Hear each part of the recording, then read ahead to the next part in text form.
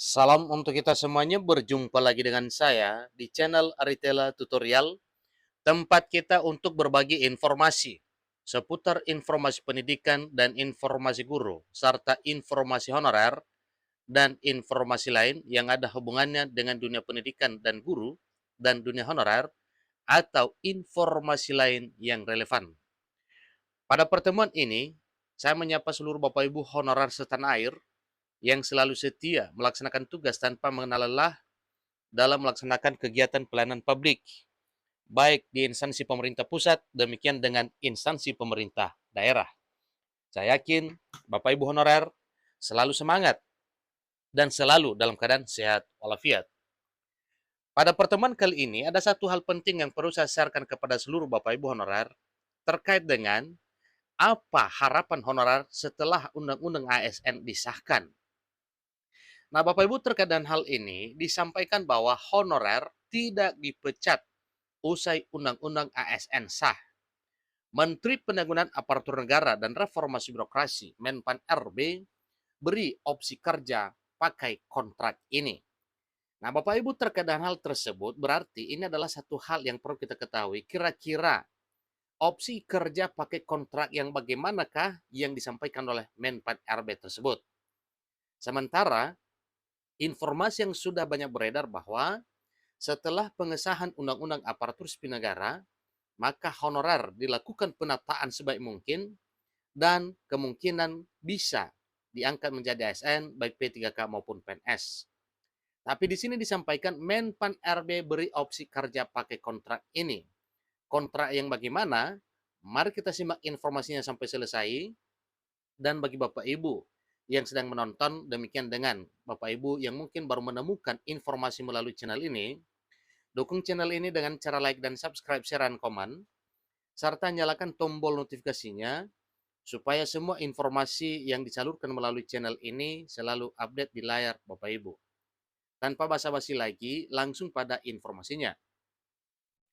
Nasib honorer usai Undang-Undang ASN yang akan segera diterapkan pada seluruh instansi pemerintah menjadi perhatian. Meski begitu, Undang-Undang Aparatur Sipil Negara tidak menyertakan norma yang berkaitan dengan honorer yang telah diangkat menjadi P3K untuk bekerja paruh waktu. Itu satu hal penting Bapak Ibu yang kita harus ketahui bahwa meski Undang-Undang ASN tidak menyertakan norma yang berkaitan dengan honorer yang telah diangkat menjadi P3K untuk bekerja paruh waktu. Itu belum memuat hal tersebut.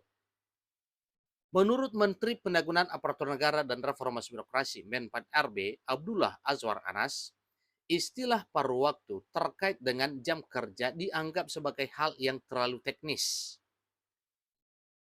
Oleh karena itu, konsep pekerja honorer yang telah diangkat menjadi pegawai pemerintah dengan perjanjian kerja atau P3K untuk bekerja paruh waktu agar segera diatur dalam peraturan pemerintah sebagai peraturan pelaksana dari Undang-Undang Aparatur Sipil Negara. Meski demikian, Menpan RB Azwar Anas juga mengungkapkan kekhawatirannya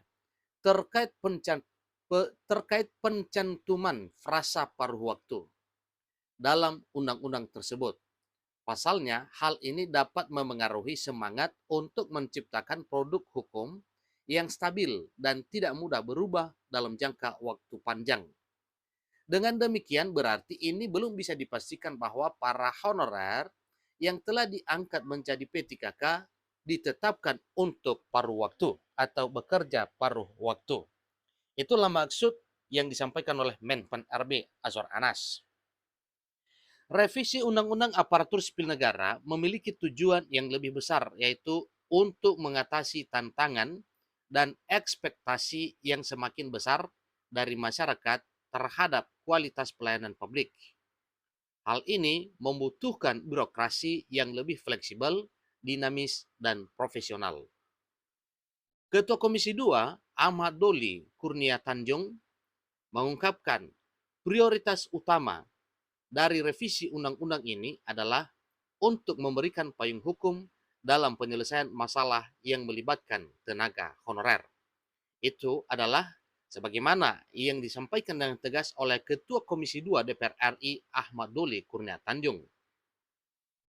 Perlu diketahui jika saat ini jumlah tenaga honorer mencapai sekitar 2,3 juta orang, sehingga menjadi prioritas penting untuk menyelesaikan sebelum Undang-Undang Aparatur Sipil Negara diterapkan pada tahun 2024 tahun depan.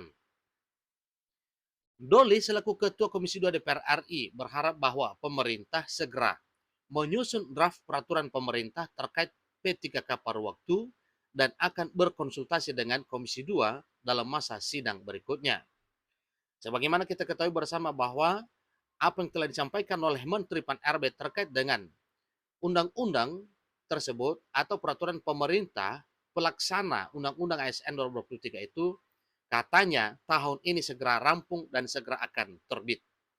Nah, tentunya sebagaimana yang telah diharapkan oleh Ketua Komisi 2 DPR RI Ahmad Doli Kurnia Tanjung bahwa sebagaimana nanti draft peraturan pemerintah yang telah disusun oleh Menpan RB tersebut segera dikonsultasikan dengan Komisi 2 dalam masa sidang berikutnya. Jadi agenda awal Komisi 2 dalam masa sidang berikutnya adalah rapat kerja yang akan dimulai dengan konsultasi bersama pemerintah untuk membahas rancangan peraturan pemerintah tersebut.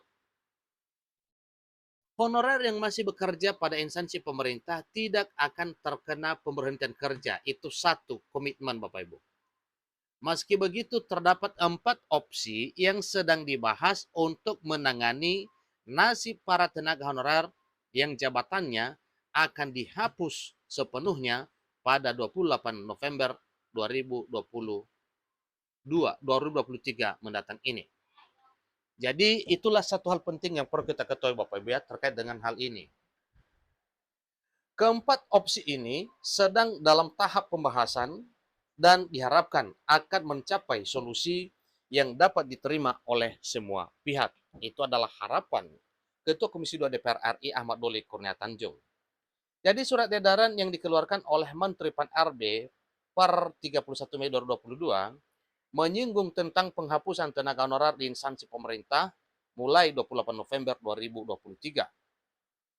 Jadi dalam surat tersebut disebutkan bahwa opsi strategis perlu disusun untuk menangani pegawai honorer yang tidak memenuhi syarat dan tidak lulus seleksi calon pegawai negeri sipil maupun calon pegawai pemerintah dengan perjanjian kerja sesuai dengan peraturan perundang-undangan sebelum batas waktu tersebut. Jadi opsi yang sedang dipertimbangkan meliputi pengangkatan tenaga honorer, tenaga non-ASN secara keseluruhan menjadi ASN, kemudian pemberhentian seluruhnya atau pengangkatan sesuai dengan skala prioritas. Undang-Undang ASN memiliki dampak yang signifikan dalam mengatur sistem kepegawaian negara. Jadi penyesuaian terhadap peran dan status P3K adalah salah satu aspek penting dari revisi tersebut. Dan pemerintah bersama dengan DPR berusaha untuk menemukan solusi yang kolaboratif bagi seluruh tenaga honorer. Jadi itulah informasi yang Bapak Ibu terkait dengan apa dan bagaimana harapan honorer ke depan ini. Maka sebagaimana yang telah disampaikan bahwa nantinya ada opsi yang akan diterapkan yang mana ini berpatokan pada peraturan pemerintah yang segera akan dibuat oleh Menpan RB dan dikonsultasikan kepada DPR RI khususnya di Komisi 2. Demikian informasinya, semoga nasib honorer semakin cerah ke depan. Sampai ketemu pada informasi berikutnya. Terima kasih.